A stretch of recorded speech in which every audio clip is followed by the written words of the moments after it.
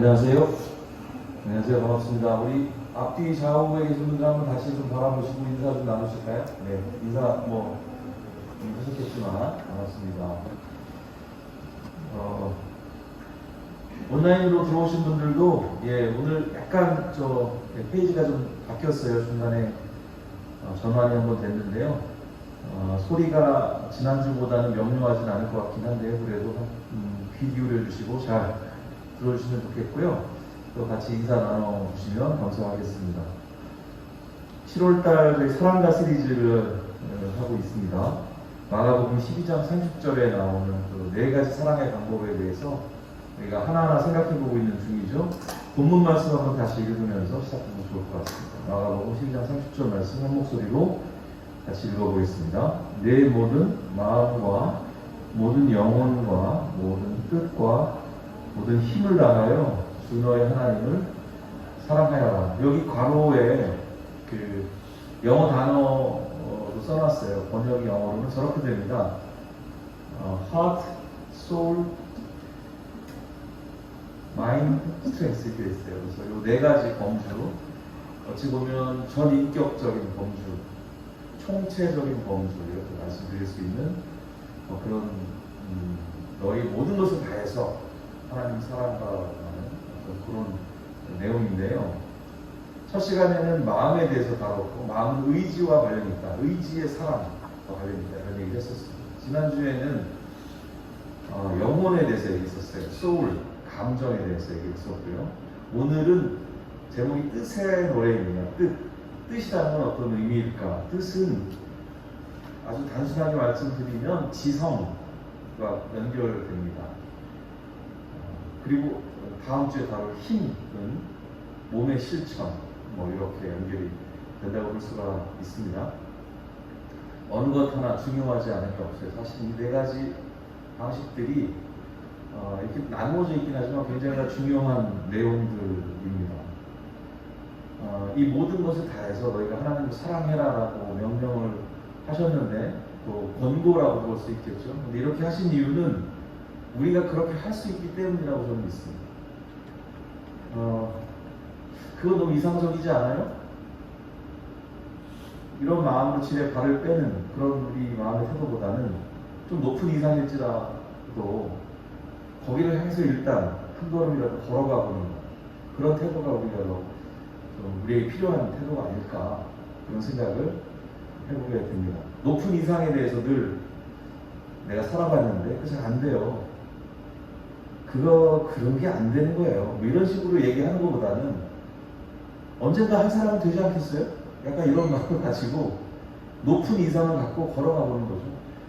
하나님은 우리에게 거룩을 요청하시는데 거룩이라는 거 쉬운 일 아니잖아요. 누가 거룩할 수 있겠어요?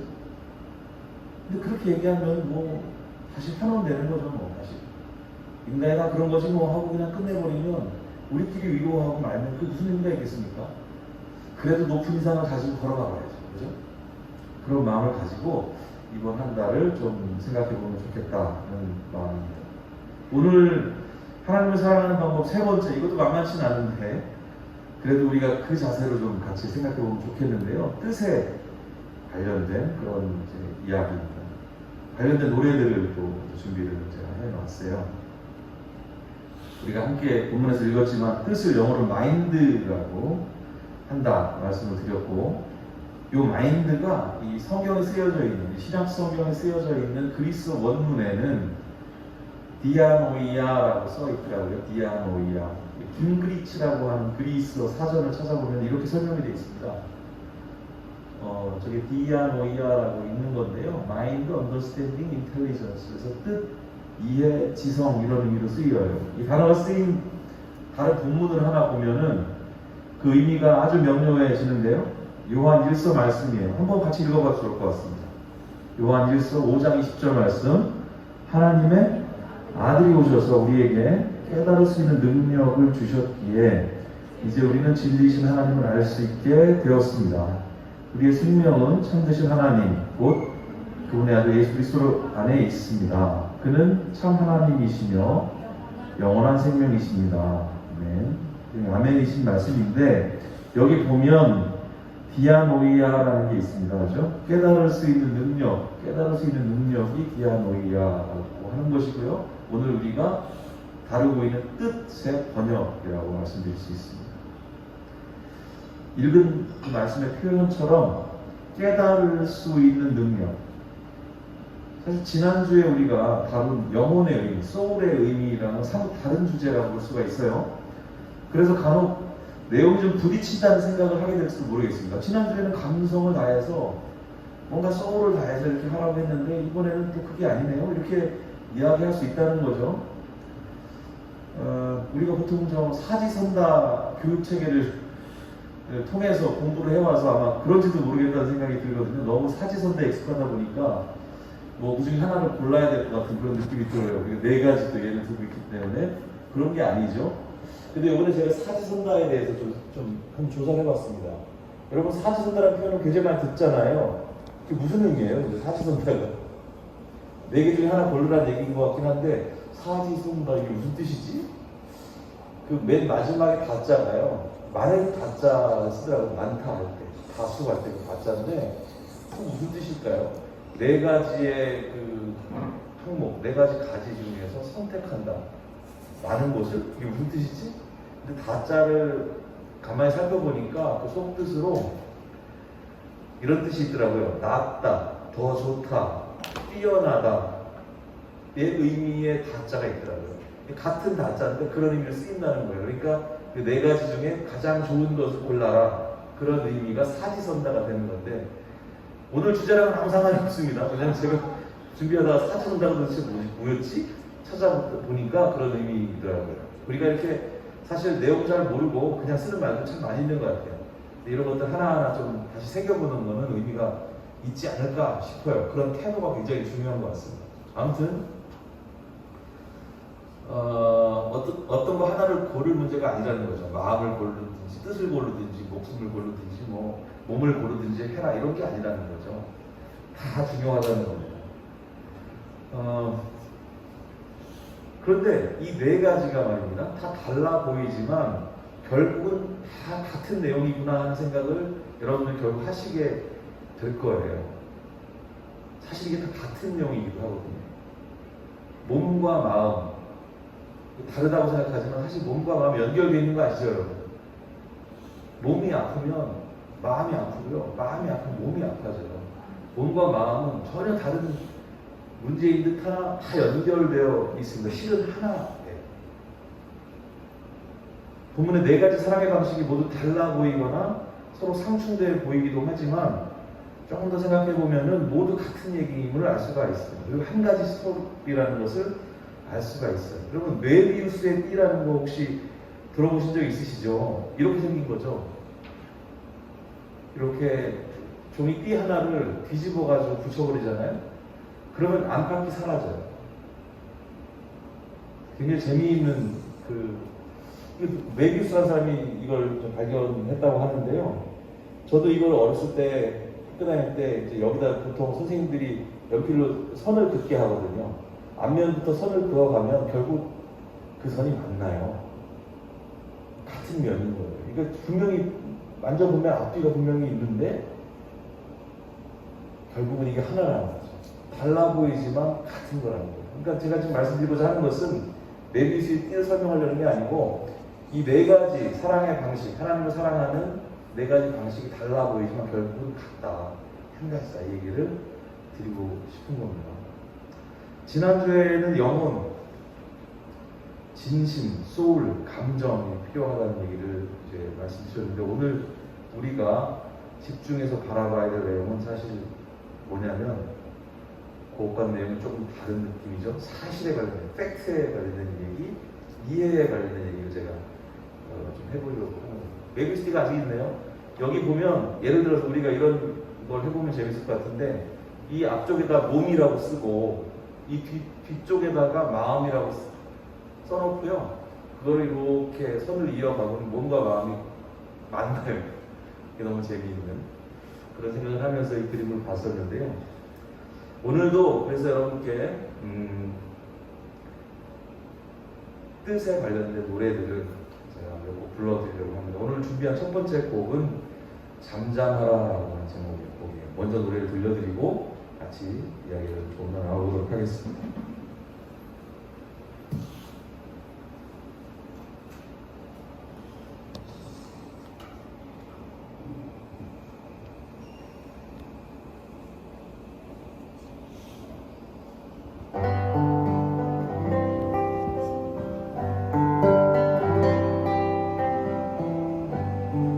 그는 어떤 사람이기에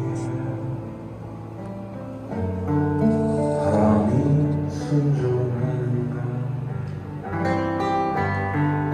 그는 어떤 사람이기에 바다가 순종하는가? 내 안에 불어닥치는 근심의 내 안에 일렁거리는 두려움의 물결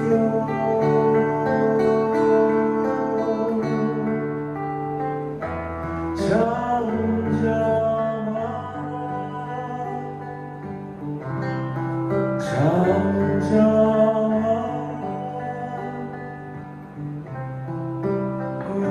꾸짖으시니 잠잠하여 졌더라.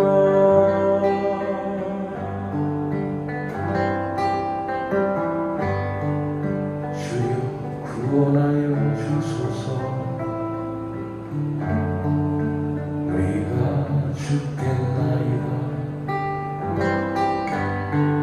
어찌하여 두려워하느냐? 믿음이 적은 자들아, 내 안에 불어닥치는 근심의 바람, 내 안에 일렁거리는 두려움의 물결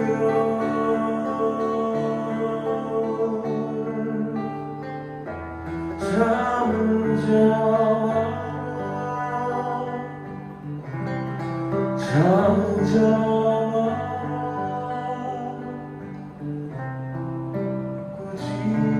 꾸짖으시니 잠잠하여 졌더라.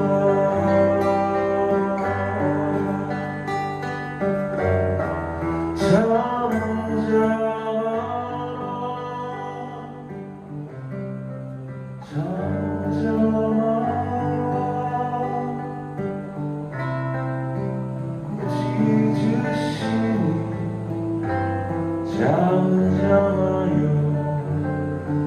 졌더라.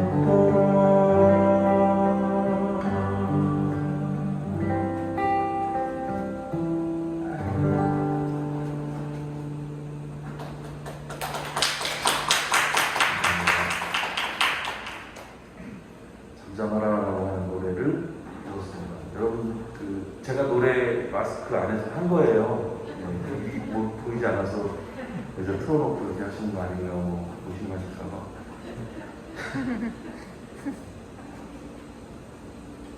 웃어주셔서 감사합니다.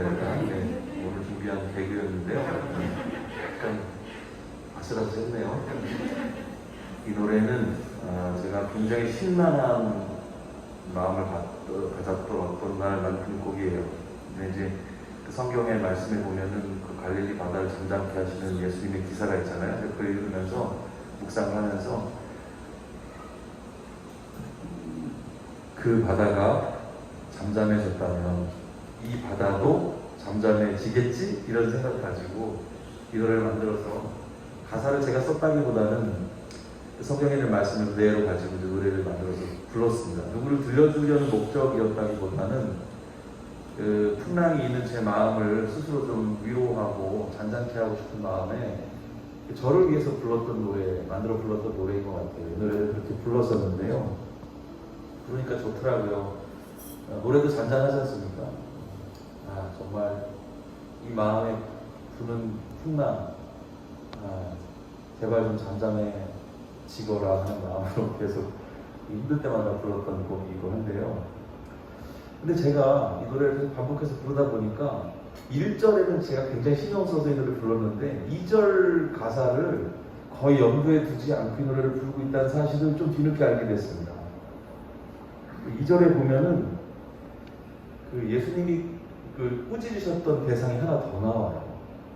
여기 보면 예수님께 혼났던 대상이 둘이 나오거든요. 이 본 말씀에 첫 번째는 풍랑이었습니다. 그렇죠? 풍랑이 예수님께 꾸짖음을 듣고 조용해졌어요. 2절에는 두 번째 대상이 나오는데 그 누굽니까? 그 대상이 제자들이었어요. 제자들. 어떻게 꾸짖음을 받죠? 왜 그렇게 두려워하느냐? 믿음이 차근차근 이렇게 혼나요. 근데 거기에 대해서 제가 별 생각을 안 하고 풍랑만 바라보고 그것만 잔잔해지기를 바라는 마음으로 노래를 부르고 있었음을 뒤늦게 알게 됐어요. 사실 잠잠해져야 할 것은 풍랑만이 아니라 제자들의 참을 수 없는 믿음의 가벼움이었다는 생각도 들거든요. 이 믿음의 가벼움은 사실 우리 삶 속에서도 고스란히 발견이 됩니다. 우리 마음에 살짝 묻어있다가 가볍게 날아가 버리는 그런 믿음이 아니라 흔들리지 않도록 깊이 박힌 믿음을 갖기 위해서 필요한 것, 그것이 바로 오늘 우리가 얘기하는 뜻이라는 거죠. 뜻. 여기 이 뜻은 말씀드린 대로 지식, 지성, 이해의 의미를 가집니다. 감정적으로만 약간 업이 돼가지고 나 믿음이 있는 것 같아, 이런 건 금방 날아가 버릴 수 있다는 거죠. 지식이 있어야 된다는 거예요. 사실에 대한 공부가 필요합니다. 사실에 대한 이해가 필요하다는 거예요. 여러분, 이 노래의 배경이 되는 상황 속에 두 가지 사실이 나와요. 첫 번째 사실은 풍랑이라는 사실입니다. 또 하나의 사실이 있어요. 하나님이라는 사실이에요. 이 두 가지가 다 실체하는 사실입니다. 믿음이라고 하는 것은 추상적인 개념이 절대 아니죠. 있는 사실을 사실 그대로 받아들이는 것이 저는 믿음이라고 생각합니다. 제자들은 그런데 그 중에 하나만 무게감 있게 받아들이고 있어요. 풍랑에 대해서만 무게감 있게 받아들이고 있는 겁니다. 풍랑이 엄연히 존재하긴 하죠. 그죠? 그 사실입니다.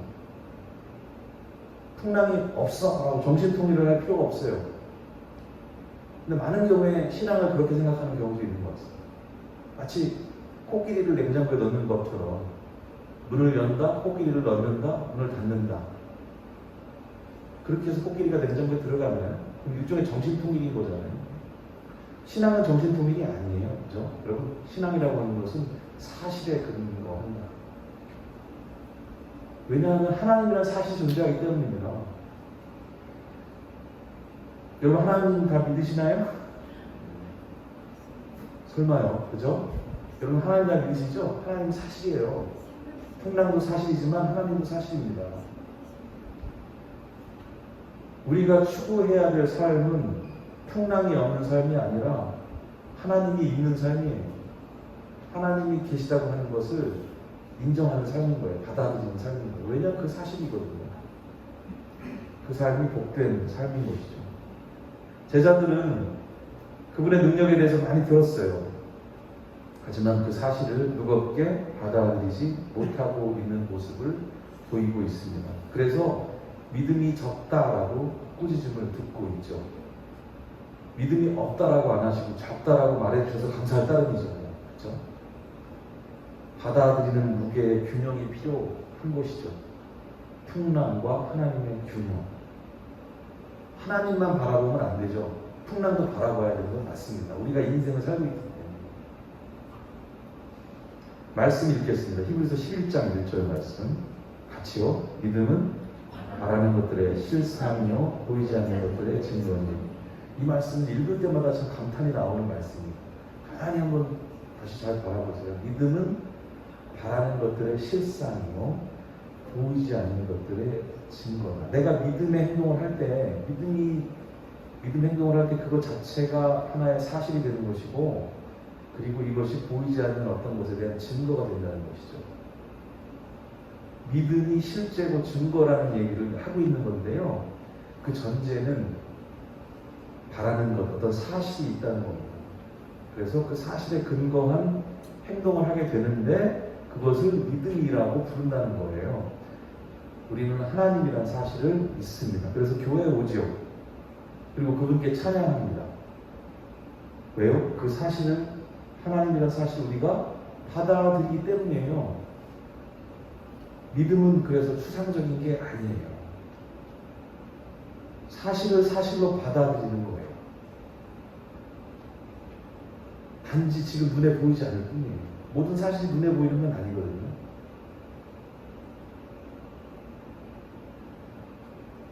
두 번째 노래 부를 시간이 됐습니다. 두 번째 노래는 찬송가인데요.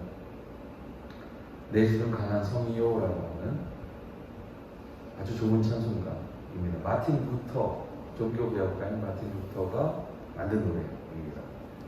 이 찬송에서도 두 가지 사실이 등장을 하거든요. 이 노래는 가능하면 함께 불러보면 좋겠습니다. 제가 기타 반주를 할 거고, 함께 불러보시면서 가사를 좀 새겨보시면서 3절까지 있는데요. 같이 좀 그 의미를 생각해보면 좋겠습니다.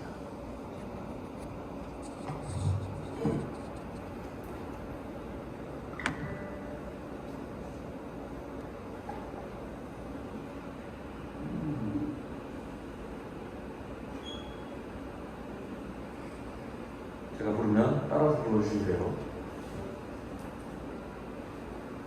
내 주님의 성이 복회와 향이 되시니 그 광야에서 우리를 구하여 내시리로다.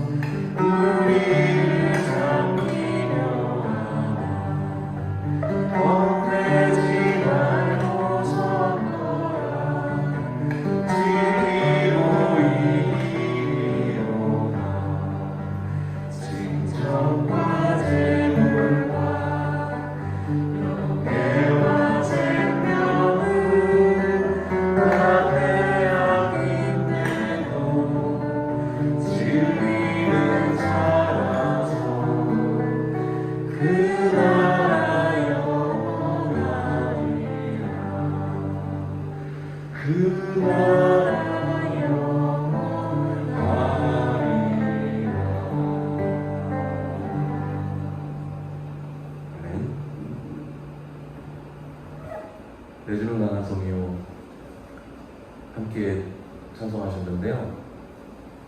이 찬송가는 1절만 부르면 큰일 나는 찬송가입니다. 부르시면서 느끼셨죠? 1절에서는 마귀가 너무너무 힘이 세고 강해서 손안에 누가 당할 것인가 이렇게 끝나요. 보통 우리 찬송가 1절만 부르고 넘기기도 하는데 이 노래는 3절까지 무조건 다 부르셔야 되는 예수님이 이기실 때까지, 진리가 승리할 때까지 부르려면 3절까지 다 하셔야 돼요. 의미를 꼭 새겨야 하는 의미가 그런 장소입니다. 여기도 두 가지 사실이 등장을 합니다. 마귀가 잡고 있는 어떤 권세, 그 상황, 그 사실이 등장하고요.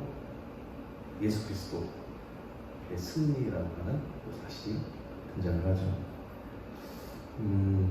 두 가지가 다 현실이고 사실입니다. 이런 상반된 두 사실 사이에 믿음의 자리가 있는 거죠. 우리 삶의 자리가 바로 그 믿음의 자리입니다. 하나만 인정하는 것은 잘못된 세계관입니다. 세상은 어쩔 수 없어 라는 운명주의에 빠지거나 우리가 마귀라는 사실만 인식하게 되면 운명론에 빠질 수밖에 없는 거예요. 이거 뭐 아무리 발버둥 쳐봐야 세상이라는 게 다 그래요. 이런 상황이 되어버린다는 거죠. 또 반대로 교회 열심히 다니시는 분들한테 좀 위험한 부분이긴 한데 마치 악이 존재하지 않는 것처럼 구름 위를 걸어다니는 것처럼 어떤 종교주의에 빠질 가능성이 있다는 거예요.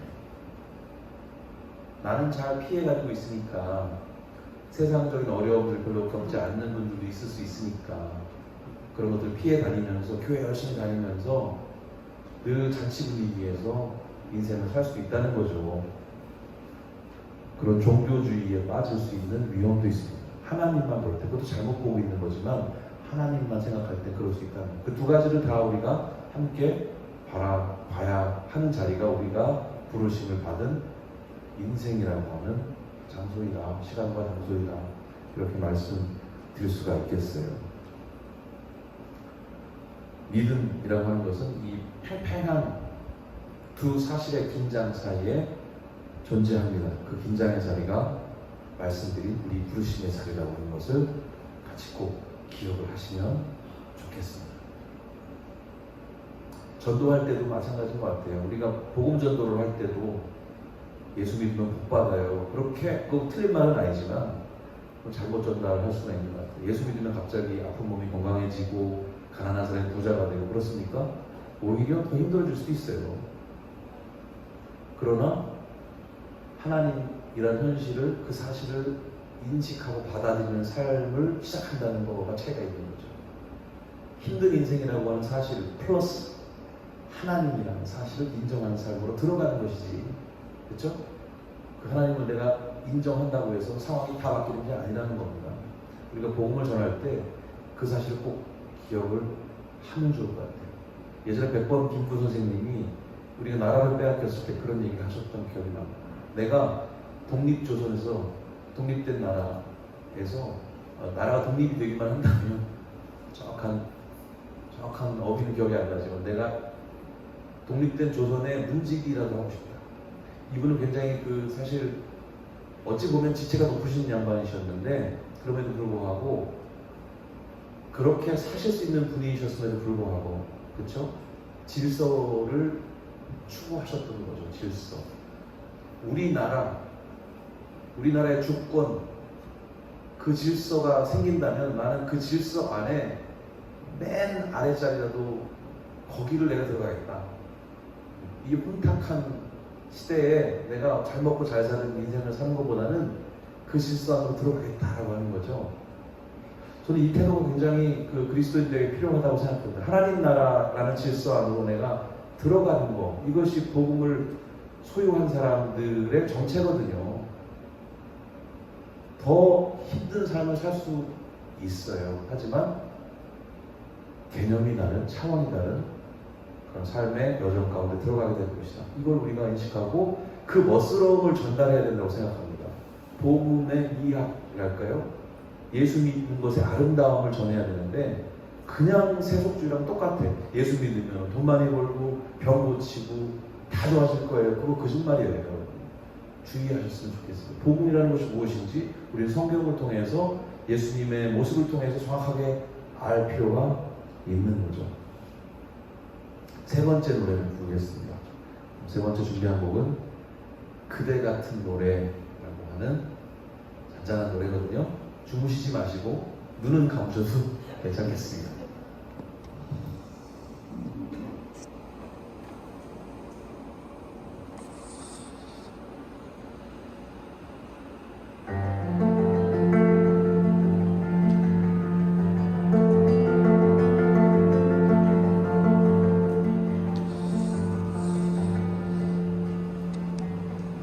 가을바람이 불면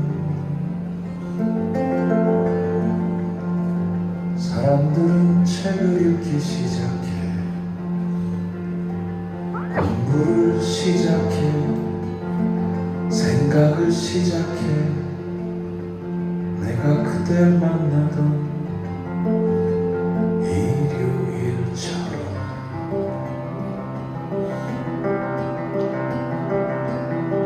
그댄 정말 내게 풀어온 서늘한 가을바람이었지. 그댈 만난 날이면 다시 시작해야지. 복잡한 마음 비워주는 서늘한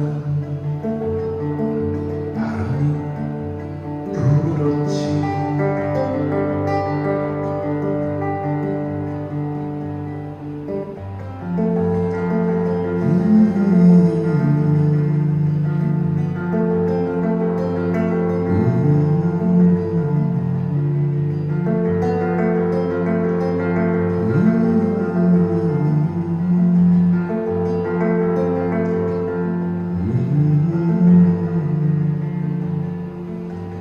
그대 목소리처럼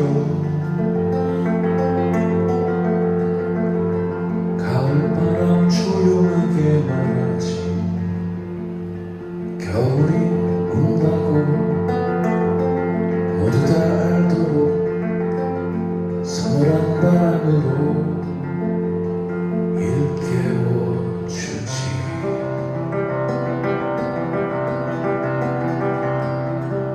가을 바람 같은 노래를 언제나 부를 수 있을까. 내 노래를 들을 때마다 다시 시작해야지. 설레는 마음 생겨나는 그대 눈길 같은 노래를 가을 바람 같은 노래를 언제나 부를 수 있을까. 내 노래를 들을 때마다 추운 계절 생각나. 따뜻한 마음 준비하는 숨결 같은 노래를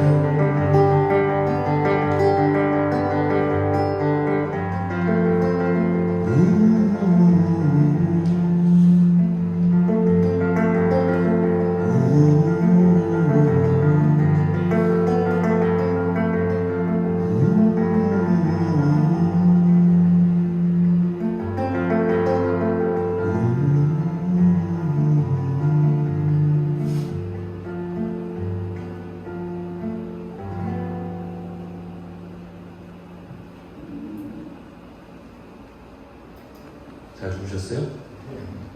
그대 같은 노래였습니다. 이 노랫말 속에 공부가 있고 생각이 있어요. 공부와 생각을 하도록 도와주는 친절한 가을바람에 대한 노래인데요. 이 노래는 제가 종종 부르는 곡이고 설명을 자주 드렸던 곡이기도 합니다.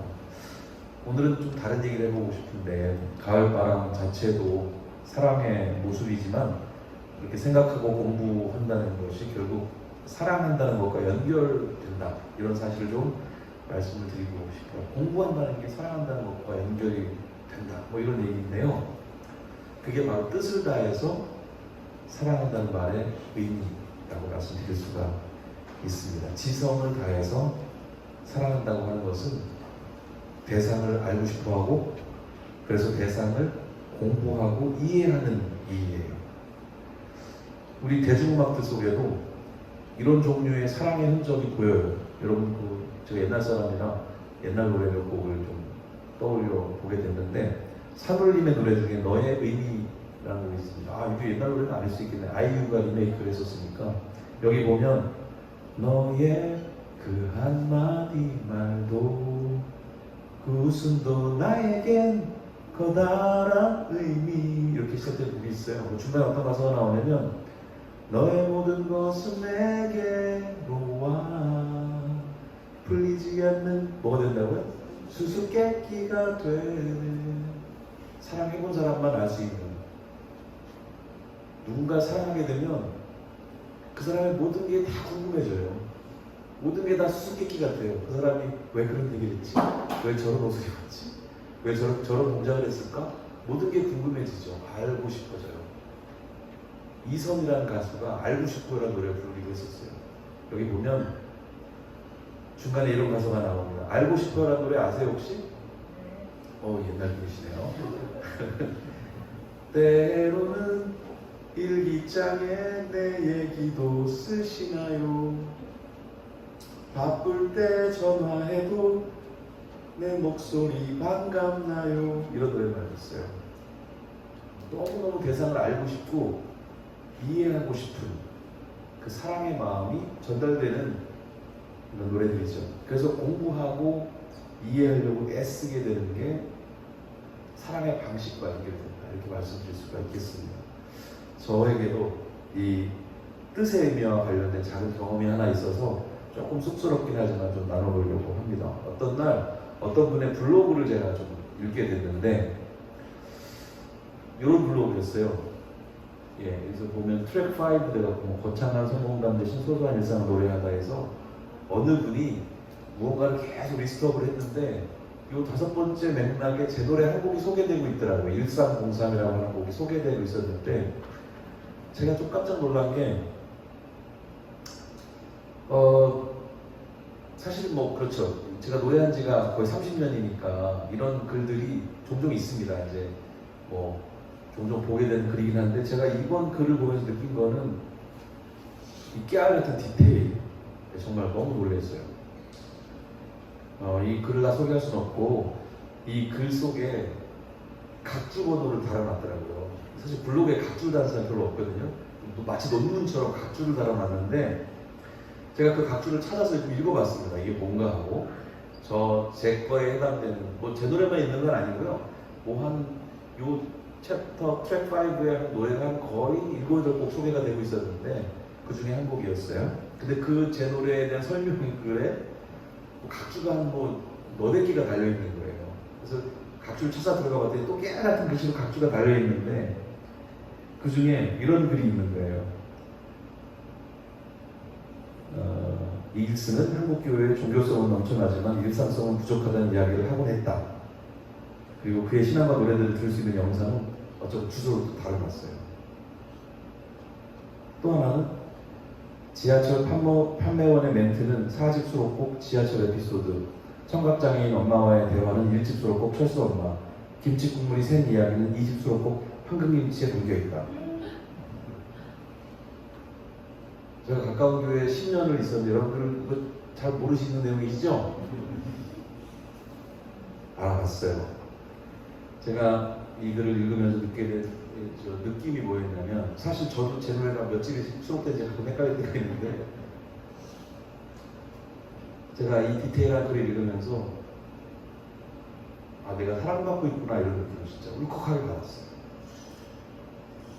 제 노래가 그렇게 유명한 곡이 별로 사실 없어요. 그런데 그거를 그렇게 찾아서 정확하게 각주를 달아놓은 그 사람의 마음이 너무 느껴지는 거예요. 이 사람이 나에 대해서 정말 알고 싶어서 이런저런 내용을 찾아보고 읽어보고 시청하고 연구하고 공부하고 이해하고, 음악만 들어서 알 수 있는 내용이 아니더라고요. 어떤 집회에도 참석했어야 되고, 저의 어떤 콘서트에도 왔어야 되고, 교회에도 와봤어야 되고, 이런 수많은 그런 그 탐구의 결과가 그 각주에 드러나 있더라고요. 너무 고맙고 사랑스러웠어요. 제가 이 말씀 드린 이유는 뜻을 다해서, 지성을 다해서, 이해를 다해서 사랑하라는 말씀의 의미를 제가 요만큼은 이해한 것 같아요. 이 사람의 태도를 보면서. 누군가가 여러분들 그렇게 연구한다고 생각해 보세요. 그리고 알고 싶어 하고 그런다고 생각해 보세요. 그게 바로 사랑하는 거거든요, 사실은. 우리 신앙에 한번 비춰보면 어떨까 싶었습니다. 우리가 하나님을 알고 싶어서 그분에 대한 모든 자료들을 검토하고 읽고 묵상하고 그럴 때 하나님 우리가 당신을 사랑하는구나 느끼실 거라고 생각해요. 그분에 대한 자료, 대표적인 자료가 있죠. 그렇죠? 66권의 책이 우리에게 하나님을 사랑한다면, 적어도 우리가 하나님을 사랑한다면 그거 너무너무 탐독해야 하지 않을까요? 하나님을 사랑한다. 하나님을 공부하는 것, 그것 자체로 우리는 하나님을 사랑하는 것이다, 이렇게 말씀드릴 수가 있겠습니다. 그렇게 하나님을 사랑하시는, 지성을 다해서, 뜻을 다해서 하나님을 사랑하시는 여러분들 되셨으면 좋겠습니다. 그리고 또한 우리는 이웃을 사랑하라고 하는 명령 속에 살아가죠. 이웃에게도 마찬가지 접근이 필요하겠죠. 이웃이 누군지 궁금해해야 합니다. 그분들을 공부해야 되죠. 그리고 알아가고 이해하고 그래야 한다는 거예요. 요즘에 이상한 변호사 우영우라는 드라마가 굉장히 선풍적인 인기를 끌고 있는데 저도 요즘 좀 보고 있는데요. 뭐 내용이 어떻게 진행될지 모르겠지만 이 드라마에 또 의미가 있다면 자폐 스펙트럼 장애에 대한 이해를 도와준다는 점에서 굉장히 의미 있는 드라마라는 생각이 들었어요. 우리가 자폐에 대해서 너무 조금 알고 있거든요. 관심도 없고. 그런데 이 드라마가 우리의 지성을 일깨워주고 있는 거죠. 거기에 대한 이해를 도와주고 있다는 생각이 들어가지고 너무 좀 고맙다는 생각이 들었습니다. 이웃에 대해서 그렇게 우리가 더 공부하고 이해할 필요가 있다는 말씀을 드리고 싶어요. 하나님께서 우리에게 명하신 이웃사랑의 그 명령에 대해서 진지하게 고민하고 알아가려고 하는 태도를 우리가 가질 때 하나님께서 당신이 사랑받고 계시다, 이렇게 느끼셨다라고 저는 믿습니다. 뜻을 다해서, 지성을 다해서, 최선을 다해서 내가 사랑하는 대상, 내가 사랑해야 할 대상인 하나님과 이웃을 연구하고 공부하면서 살아가시는 사랑스러운 모든 분들이 되시기를 다시 한번 축복합니다. 같이 기도하겠습니다. 오늘 사랑과 세 번째 이야기, 뜻의 노래에 대해서 얘기를 함께 나누었습니다. 우리의 지성을 다해서 사랑하는 것이 무엇인지에 대해서 같이 살펴봤는데요. 마지막으로 드린 말씀처럼 하나님과 이웃을 우리가 그렇게 사랑하기를 소망합니다. 원합니다. 정말 사랑해서 하나님을 더 공부하고 또 이웃을 더 공부하고 그렇게 살아가겠습니다. 그리고 사실, 믿음이라고 하는 것이 추상적인 게 아니고 사실 가운데 놓여있는 것임을 기억하고 풍랑으로 이해할 수 있는 우리 삶의 고난들이 있지만은 하나님이라고 하는 또 구원의 사실을 기억하겠습니다. 그리고 지성을 다해서 뜻을 다해서 흔들리지 않는 믿음 가운데 살겠습니다. 다짐하면서 기도하시면서 잠시 하나님 앞에 나아가는 시간 갖도록 하겠습니다. 기도하겠습니다.